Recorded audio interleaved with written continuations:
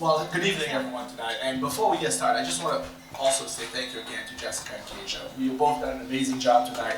This is an amazing crowd, and I just want to thank you both and thank the Chamber for putting together an event like this. So if we could quickly just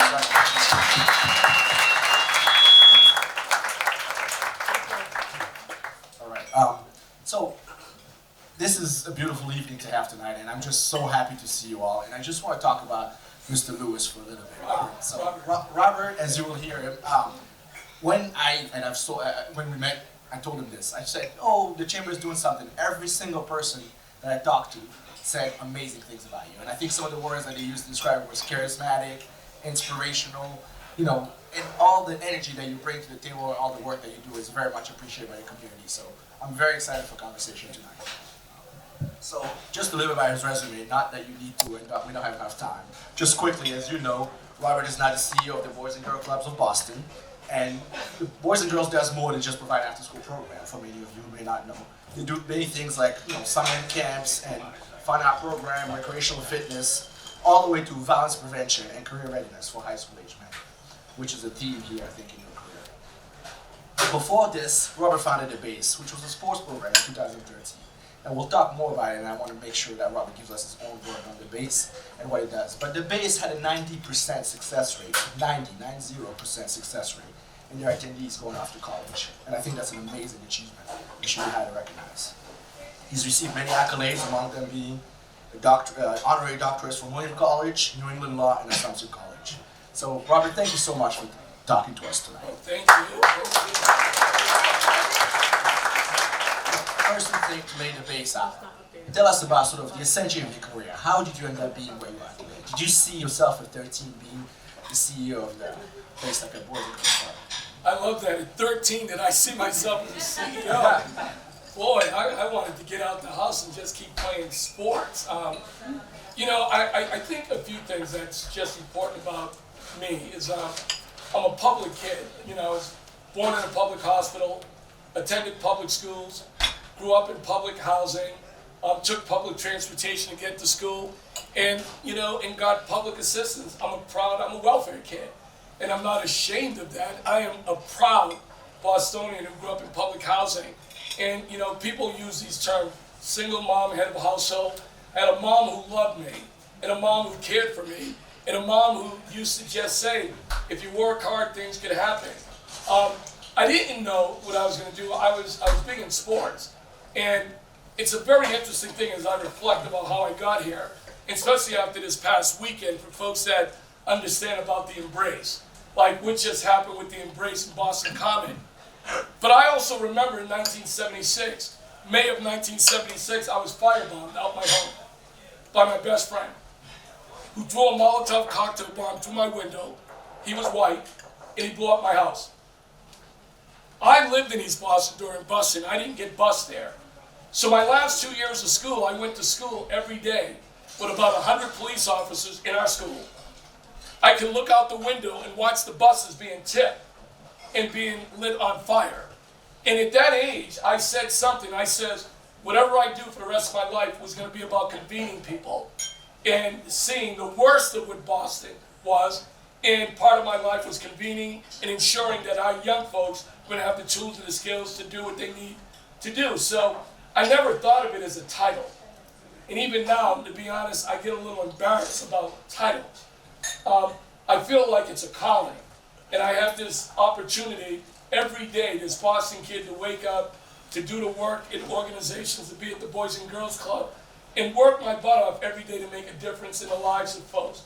I think if folks haven't met Jim Rooney, who's the president and CEO, of the Chamber, and I'll be honest, I talk to Jim whenever we see each other.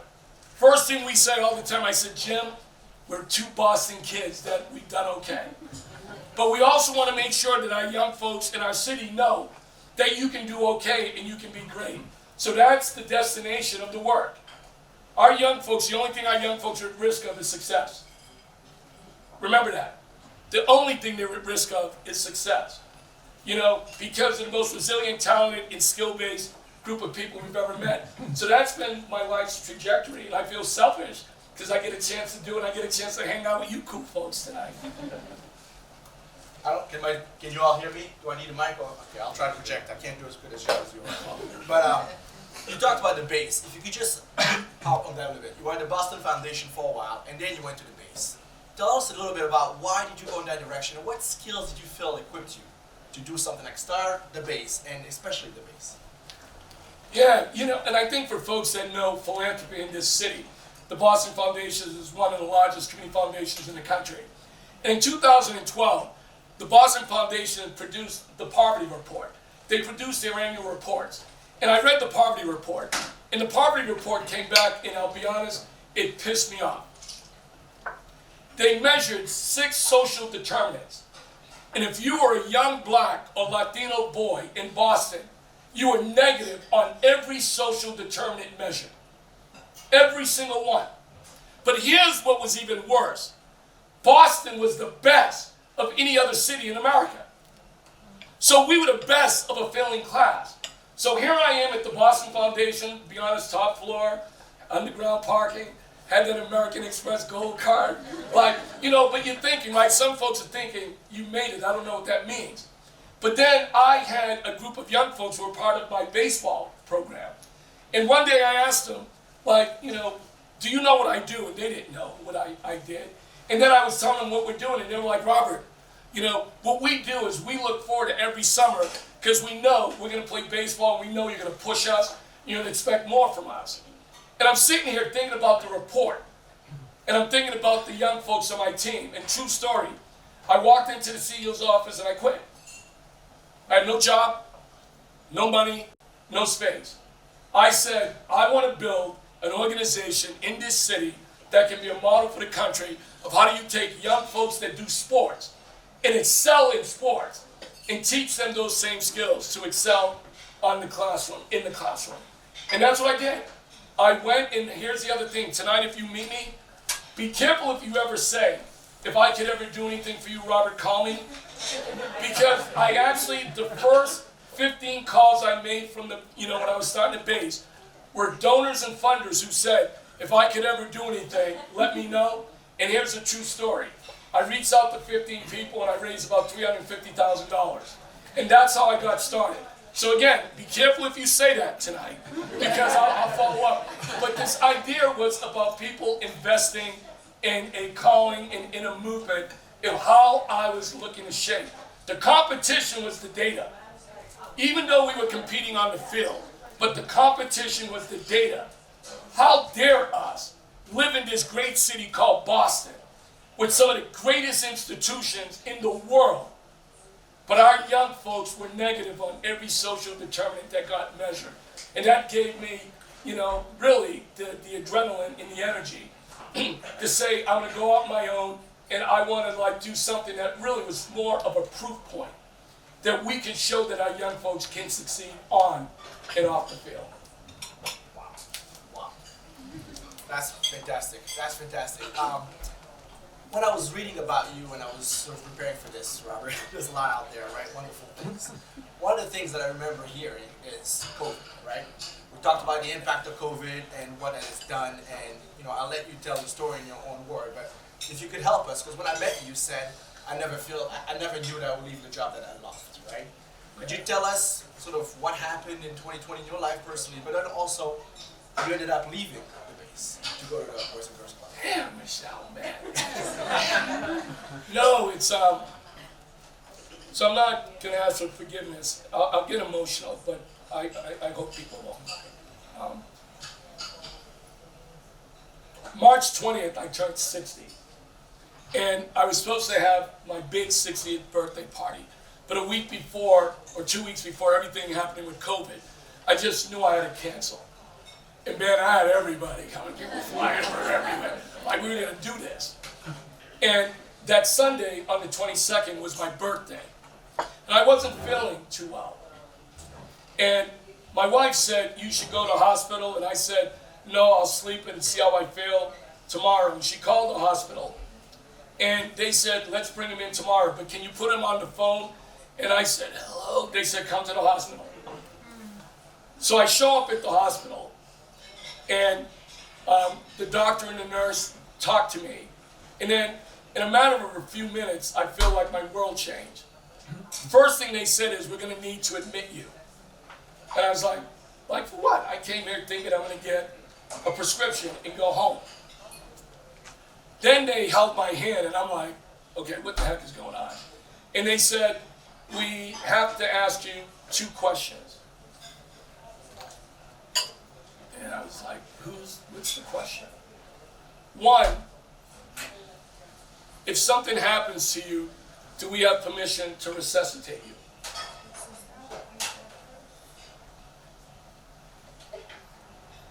And 2, we're going to have to intubate you. And didn't realize I went in on my birthday, March 22nd.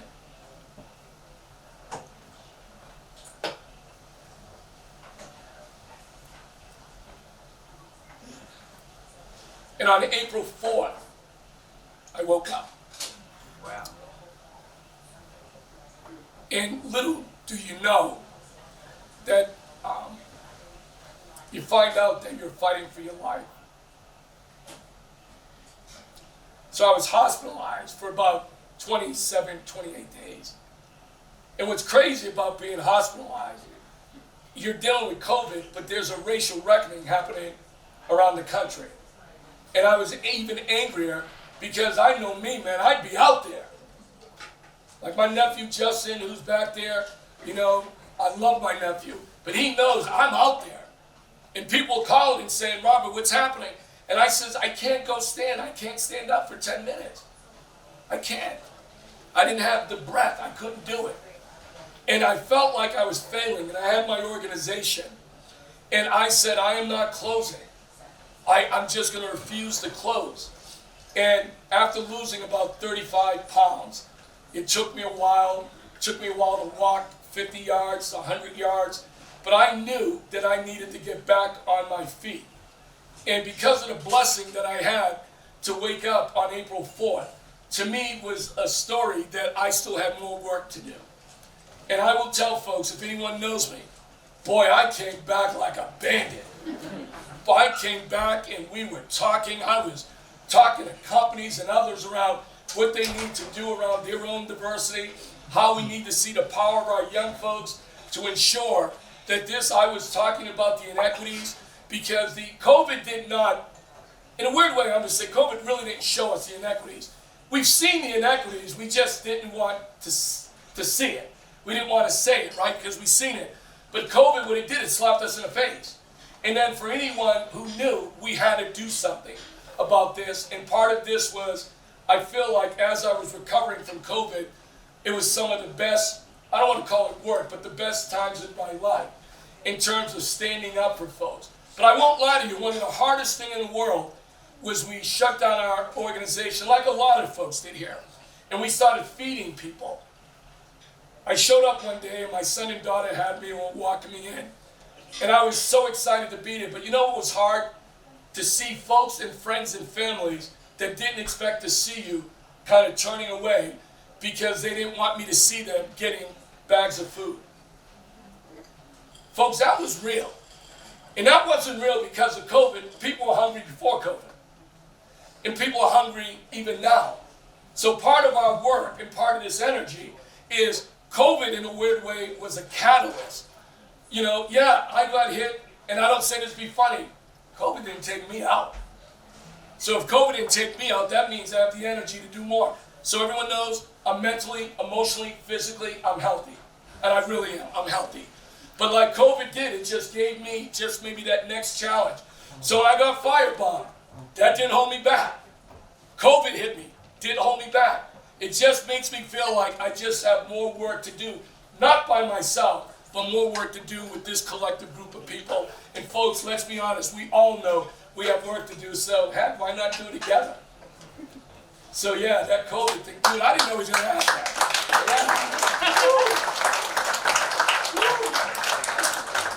One tip for future plan, ask the person, answer before asking the question. Yeah, like, But thank you for that. Thank you for sharing. Thank you very much for sharing that. That was a real authentic answer, so thanks for going there with us today. yeah. You know, you said earlier, be careful what people ask of you, and you said we have work to do together. The next set of questions, I want to talk about mentorship, networking, and Yeah. sponsorship. See Awake, one of the things that we're trying to do is get people in various stages of their career to think about how do I become a Robert Lewis as well. Can you tell us a little bit about sort of mentorship? Like, have you had mentors? How have you cultivated those relationships? First of all, I gotta be honest, it's like City Awake. I love this. And it's this whole idea, let's awaken the city, right? And let's just keep rallying to do this work. Listen, you can read a bio, right? And, what the bio really is saying is that it's really thanking the mentors and folks that believed enough in me when I was going left, steered me right. And folks, I was going left a lot of times and steered me right. I've been blessed, by folks who took a 16-year-old young person just down the street. If anyone knows Mel King, I'm a 16-year-old Mel King. The owners of place, Van, his dad, was one of my mentors back in the day. But I had people who showed me something. It's so funny. We all have a phone and we can put an address in and we can GPS ourselves any place. I had folks that were providing a GPS for me, and they were showing me a direction and a destination. They were showing me when you work hard what to do. I'm 62 years old. Mel King and some of my coaches and teachers are still in my life, and I still seek out their wisdom and their guidance. It's kind of funny once in a while when I see my former teacher, Miss Winter, and I've said, hey, Miss Winter, Marilyn, Robert, oh, Miss Winter, right? But Miss Winter was one of the first teachers at the age of, I was in 3rd grade, that says, Robert, if you work hard, you can be. And interesting, when I think about my journey, it's because of mentors and people who not just believed in me, but loved me hard enough that, and I'm just going to be real. Can I be real? Yes. Absolutely. When someone takes you for that little walk and say, like, if you don't do what you need to do, like, Rob, I'm going to bust you upside your head. Because, what's so funny? Because they knew better. They knew better. They took that journey before I did. And I'm glad they loved me enough that they were willing to love me that hard. Some would use the word discipline, I say love. That they loved me that hard to push me to be forward. I did not know I would do this. I did not know that there were these opportunities. I wish college had a major that says give it a damn and let's get work done. I'm being real. Now, I didn't do as well in college, and honestly, it wasn't because I wasn't smart. But what I loved about college was being involved and being active. And if they were doing a GPA, I would have been 4.0 across the board because I love to be active. I love to be engaged. Some of you will do research. In the early 70s, there was a group called PAR, People Against Racism. My mom started that. My mom had me at 17 years old. My mom had a 3rd grade education. My father had a 4th grade education.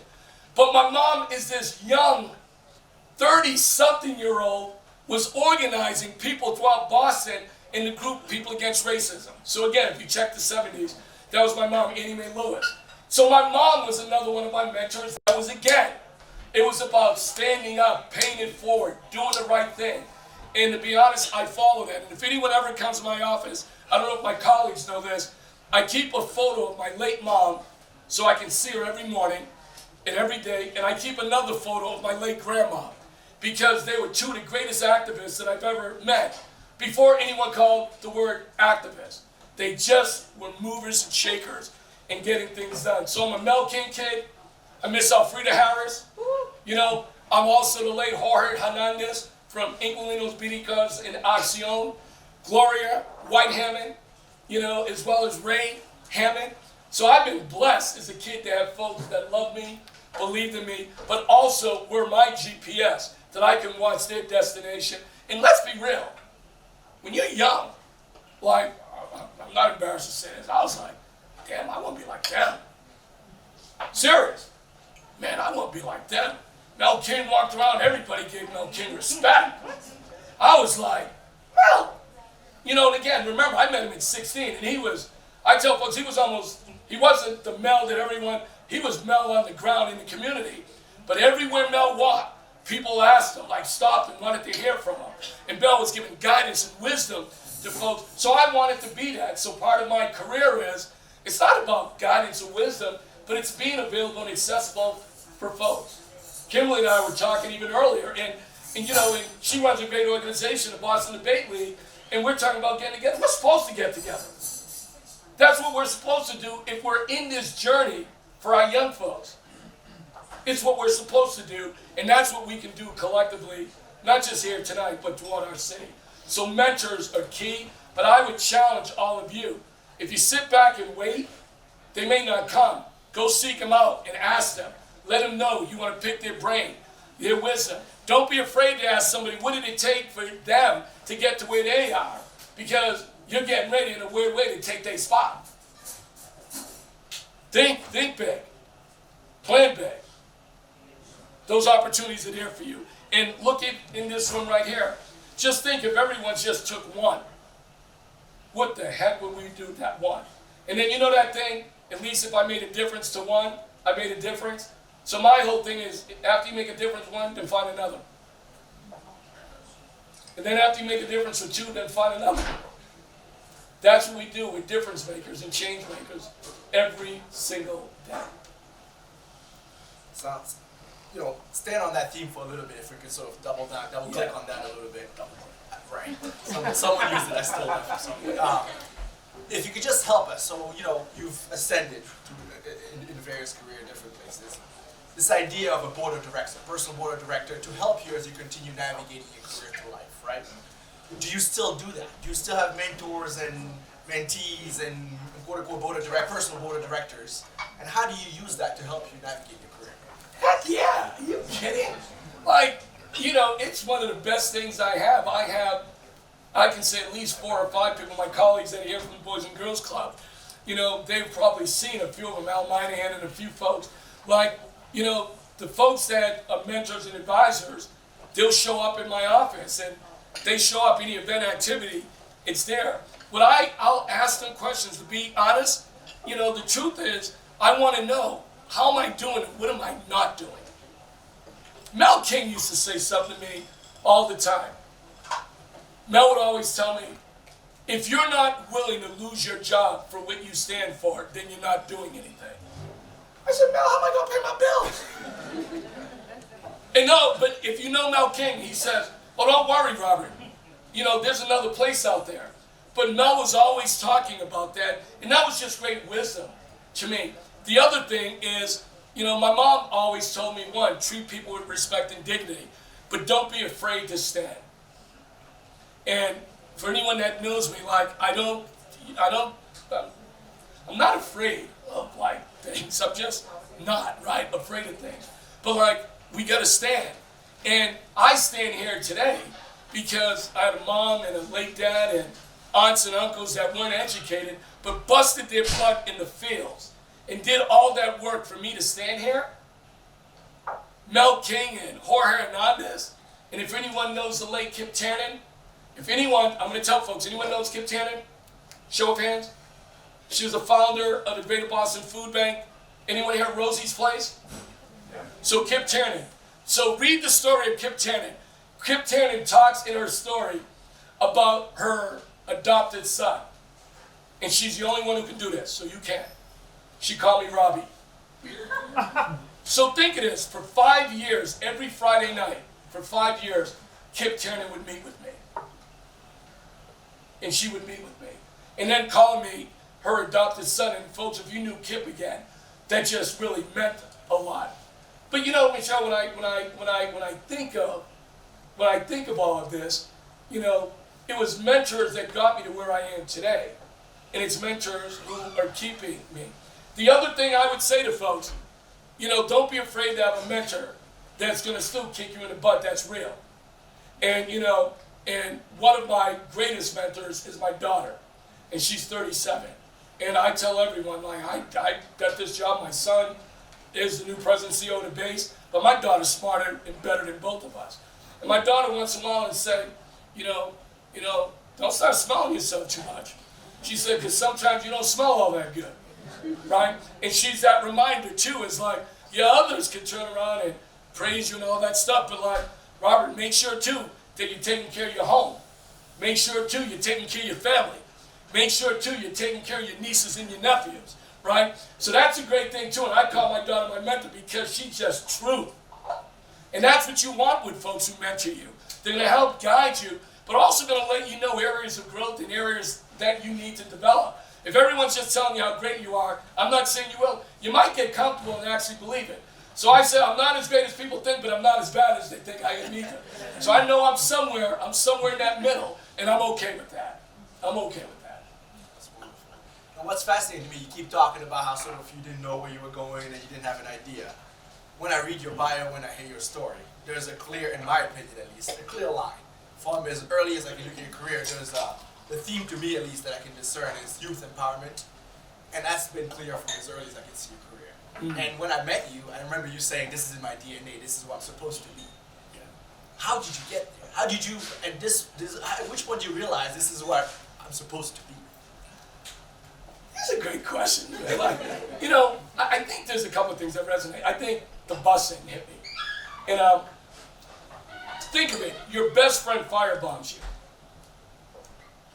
You're 16 years old. Think of what you want to go out and do to him. And Miss Lewis, there's my mom. I'm like, boy, go ahead. But you can't make a difference if your butt's locked up in jail. Because, Mom, why you gotta be telling me all this stuff? And her whole idea is like, beat them with your smarts.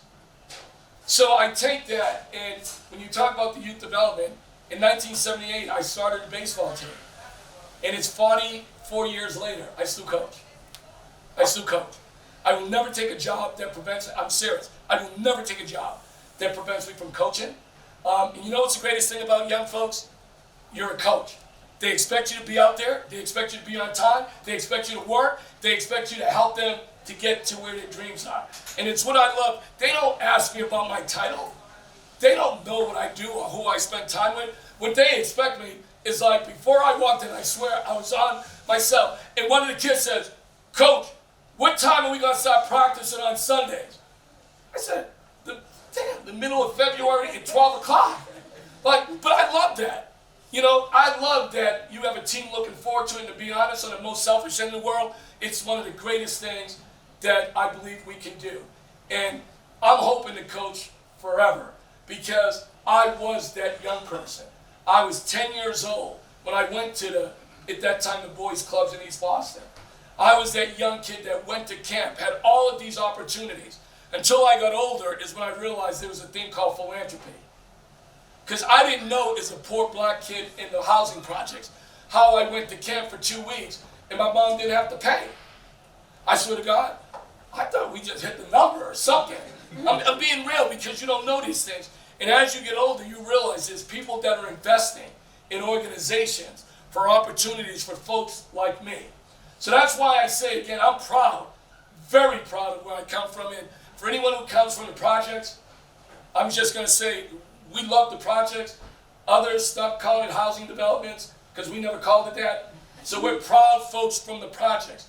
And when you look back at the projects, it was community.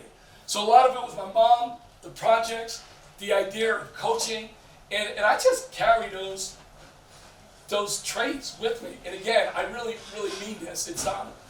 I feel it's a blessing to have these opportunities to have been part of organizations. And to be real, leaders get too much credit at times. So like, yeah, I get credit, like the bio says I get this, I get blank honorary doctorate degrees and all that stuff. And the hundreds of people that work with me, right, aren't the ones that get recognized. But what I have to do is recognize them and ensure that we never stand alone. None of us got here on our own. We had folks with us, and a lot of our work moving ahead are going to be because of people that are with us. So some of it ties into mentorship, some of it ties into lived experiences. But when I'm around my boys, right, I just laugh and say, I'm just a brother from the projects that learned how to do the game better than most. So people say I raise money. I raise the money. And I'm going to tell you why. Because I ran organizations where folks would walk in who didn't look like me. And folks would look at them and ask them about money. They would only ask me about the community. And I remember one day said, well, they don't know. I'm going to learn how to do their game better than that. And I'm being serious. And then all I needed was that one opportunity to get in the room and let folks know why they needed to invest. And for anyone in the nonprofit fair, anyone, learning how to raise money is an incredible skill. I would say to you, please learn that skill. It's an incredible skill because it's the ability to ask. It's the ability to ask. And don't be afraid to stretch yourself in areas that you're not comfortable with. Because guess what?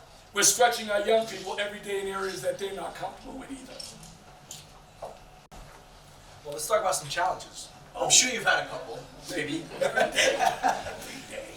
Why don't you tell us one of your biggest challenge, and how did you manage to overcome it? Or at least lessons learned. Oh, lessons learned. Lessons learned. You know, I'll use one that I think about, you know, and I'll go back to fundraising.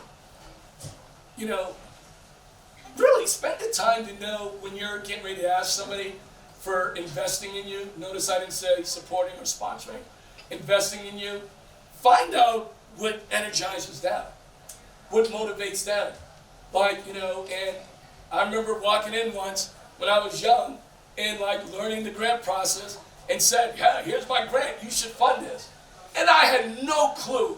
I'm talking about education and they're talking about violence prevention, right? But I thought because like I wanted them to fund my thing that I knew. And what I didn't realize is they knew, which taught me like, just make sure you know what folks like are interested and excited about. I remember also one day I hired somebody with a bio. Boy, that bio was impressive. Man, I was like, shoot, I don't need to check their references, read that bio. So the thing I learned, resumes and bios say what you do, it doesn't say you're good at it. Folks, did you hear what I said? Resumes and bios say what you did, it doesn't say you're good at it. And I blew it. But on the other learning, I remember there was a young person I was hiring, and she was, I'm always going to remember, she was from Charlestown. And I was doing work on a 1010 Mass Ave. This young girl walked in and said, I don't have a resume. And I'm thinking, isn't everyone supposed to have a resume? Right, that's what they say. She turned around and says, I'll promise you one thing. I'll be better than everybody you've hired. I will prove myself, and you said, if I'm not that great in 1 week, fire me. I was, huh. And I said, how old are you? 16. So your butt's bold enough to walk in my office, telling me I better hire you, that you're going to be greater than everyone I hired, and then if you're not, I can fire you. And she said, yes. I can tell you, probably over the last, up until probably the base, she has worked for me for up to 25 to 30 years. Everywhere I've gone. Everywhere. Because she was greater than she even said she was. But there was this thing, a 16-year-old young woman from the housing developments, Bunker Hill in Charlestown, stepped up and was like telling her story. And again, that was another learning thing, was like, okay, on one end, the bio says all this, but you may not be good, but then someone else walks in your office and says how great they are. And like, and where do you balance that? So some of that at the end of the day is you take some risk, and sometimes you can fail, but sometimes you take some risk and you'll knock it out of the park. And you know what they call that at the end of the day? Experience.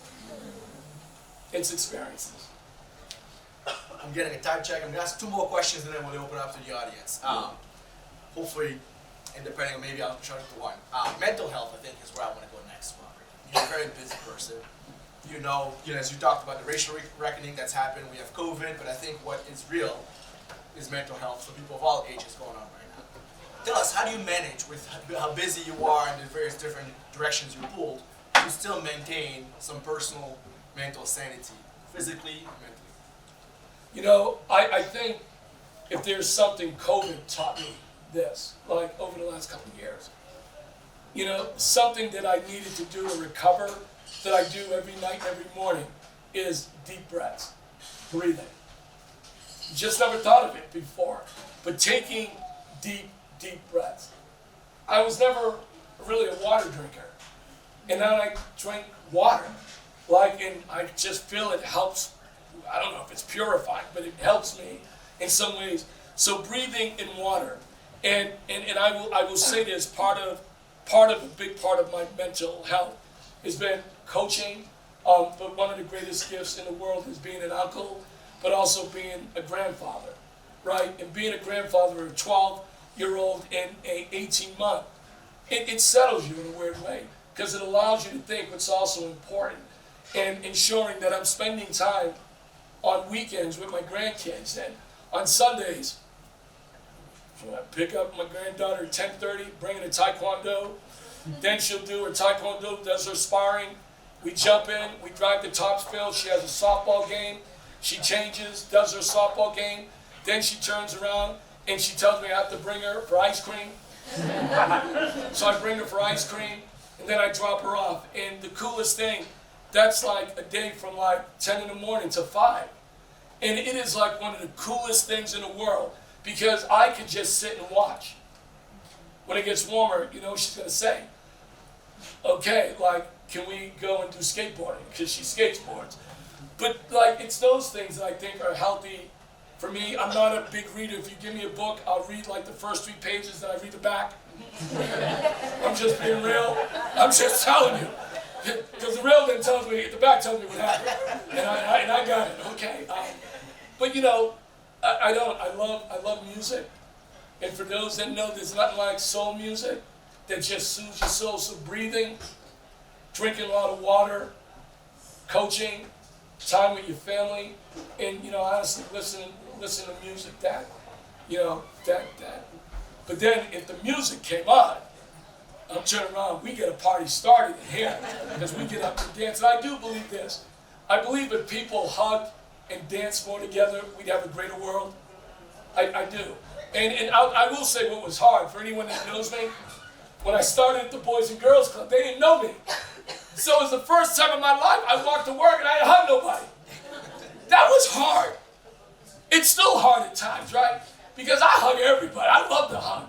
And I was like, shoot, they're going to fire me the first day I walk in. And stuff. But no, but it is this thing about, I believe, about unity, about togetherness, about not being afraid to share love with folks. And I don't know, that's the stuff that soothes my soul, and that's good for my own personal, mental, and and physical well-being.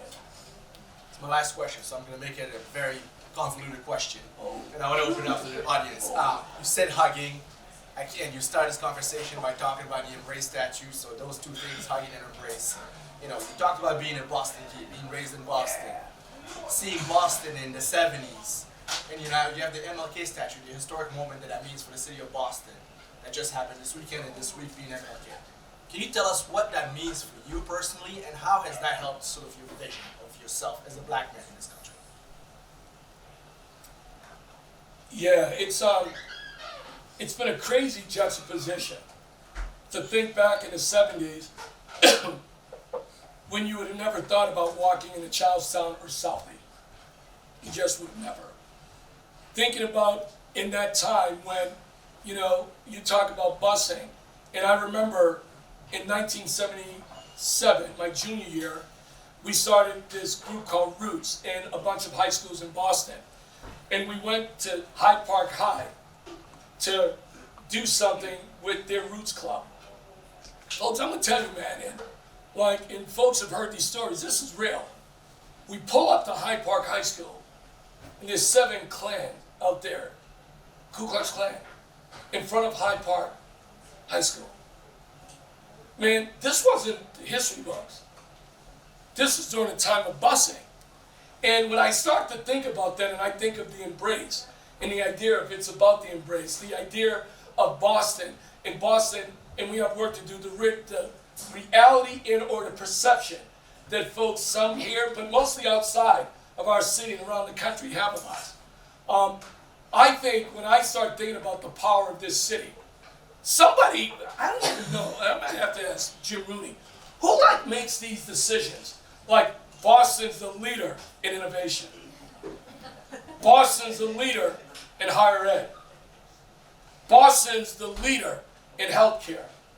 Boston's the leader in professional sports. Boston's the leader in entrepreneurship. So somebody, I don't know who sits in a room and creates that. But then why don't we have the guts to say, Boston's the leader in Embrace.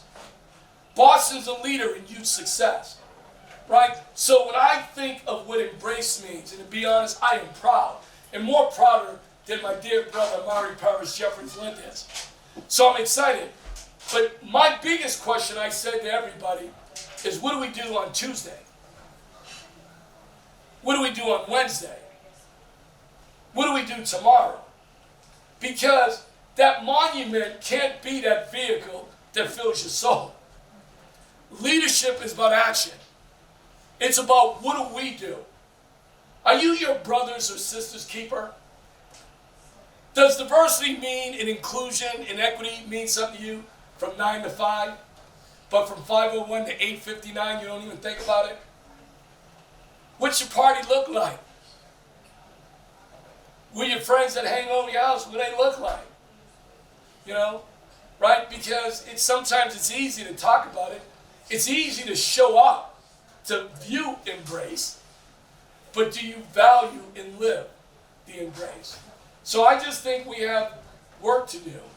But I believe the monument is a start to where I think Boston can position itself. And somebody in that back room somewhere can also say Embrace and unity, love, equity, and all of those are like one of Boston's pillars as well. So I don't know anyone. Does anyone know who makes up these things in the room? Like, I don't know. Do you ever ask these people, like, how Boston says all the things they are, but the things that matter to a lot of us, we don't say we're the leader, the best, the innovator, or on the forefront? I don't know. That's what I want to be. I want to put that up front because that's the Boston that I live in, the Boston that I'm not leaving, and the Boston that I want to raise my grandkids in. So this is our work ahead, right? So the monument is a big piece of it, but what we do collectively is what's important. And I'll be honest, and I want to see this in my lifetime. Some people are like, oh, it may not happen in my lifetime. I don't know about you. I want to see this in mine. I do. I want to see this in mine. Because if we can't do it in this city, 26.2 square miles, if we can't do it, then we're leaving it for the next generation, and unfair to that. Unfair to that. I won't be selfish and monopolize you. So why don't we open it up to the audience? It's been a pleasure, I have to say.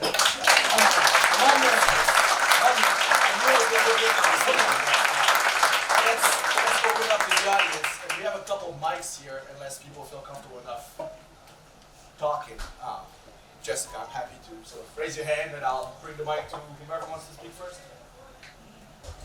I'll start. I don't need a mic. Good afternoon. How are you? I'm doing great. How are you? I'm good. It was always a pleasure to hear you speak. Thank you. So my question to you is, you heard about mentorship. We heard about your story, and the part that I don't like is when people, once they leave a space, they sort of forget. They're in that moment for the first 48 hours, but then in a week later, they're on to the next thing. So could you give us, today is what? January the 18th.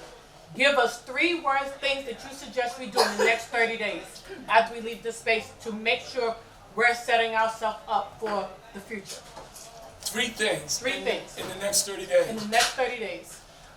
I would say 1 is meet someone here that you don't know and have lunch with them. Meet someone here you don't know and then you have lunch with them. Because part of that is building your network. The other thing I would say is I'd go back to your own institutions, and I would ask folks to start thinking about if things like equity mean things to you. Ask the questions about who your vendors are, who your contractors are. And I would say challenge your own institution about changing your vendors and your contracts, right? Because even though that could be a simple thing, watch how hard that is. And I guess the other thing I would really just ask folks, what is that one thing the next 30 days is something that you wanted to do for yourself? Do it. Do it. Build your network, change something within your own institution, and pick that thing that matters to you and do it. Thank you. Thank you for the question. Had me sweating. Had me sweating a little bit.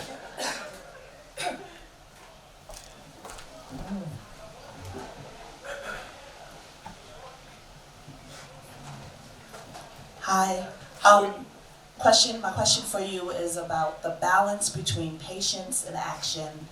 You know, this work that we do, we always say it's a marathon, not a sprint. But while we're marathoning, there are people suffering, right? There are lives that need to be changed and helped. And we know that we have to work with people who may not want to move as fast as we want to move. How have you, over your career, balanced being patient enough to help people move along and also acting? I don't have no patience. I'm just being real. I don't have patience. I'll be real. We're in a sense of urgency. Folks, do we realize our young folks are in crisis right now? Every day. Our young folks are in the medical field is trying to figure this out. If the medical field and the health field are trying to figure this out, we're in crisis. What I've learned, and I'm not saying it's right, I don't have time for folks that are going to slow me down.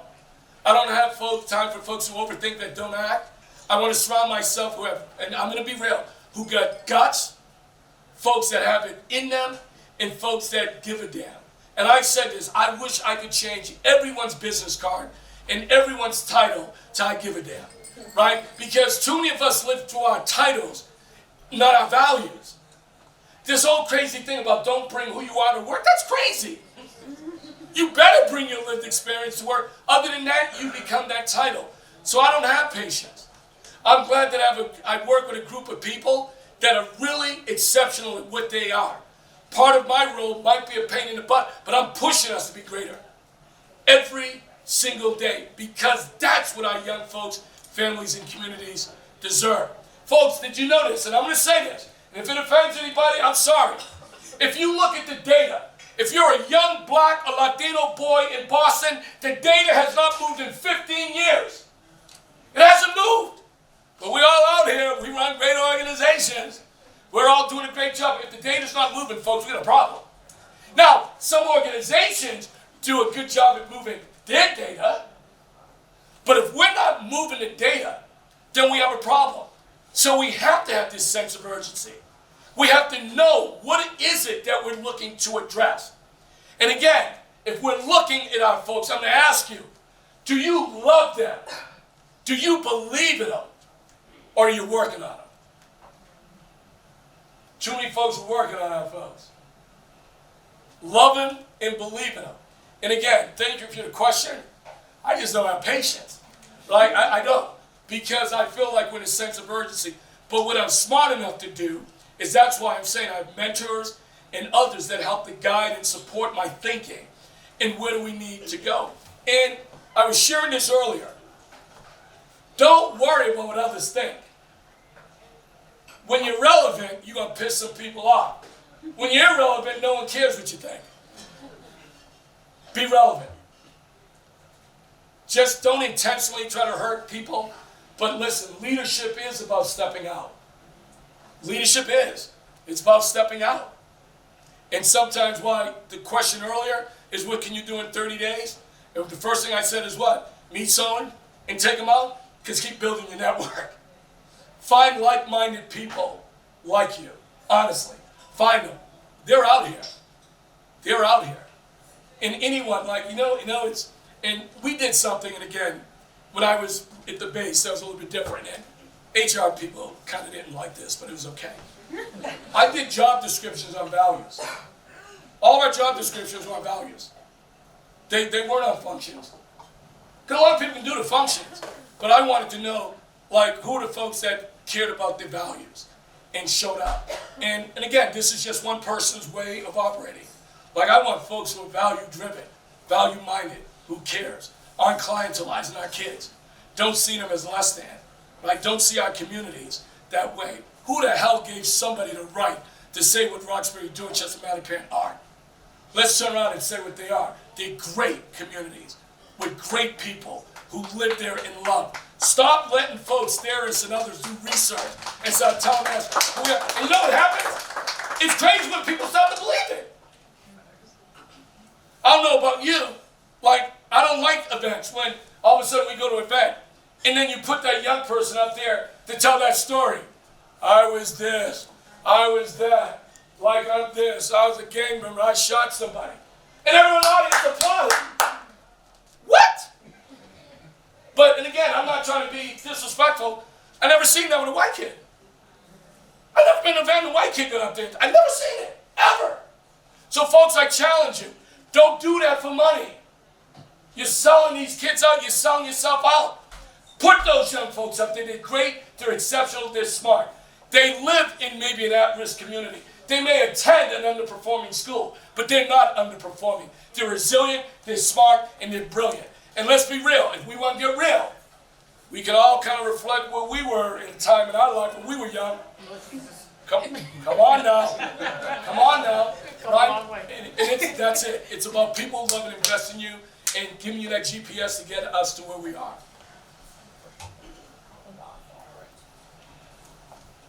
Woo! I think that was it. I'm gonna stand up, and I just want to thank you tremendously, Robert, for an insightful evening, for amazing anecdotes, your personal life. This has been an incredibly helpful night. I have some things to do the next 30 days, so I just want to, on behalf of I can't speak for the chamber, but I'll let Jessica do that, but on behalf of everyone here, since they can all talk to you right now, just thank you so much. Thank you. Thank you.